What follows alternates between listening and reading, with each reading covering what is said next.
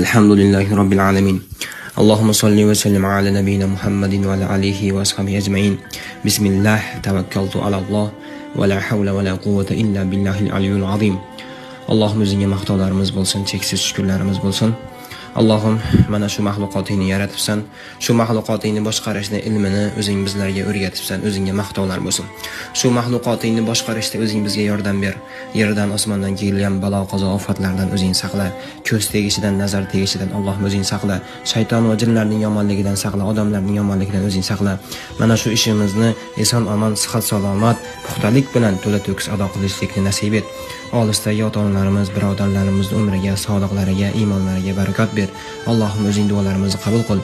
O'zing Al-Hafiz, himoya qilguvchisan. O'zing Allohim bizlarni himoyangda, hifz himoyangda saqlagin. Duolarimizni qabul qil. Alhamdulillahi Robbil alamin.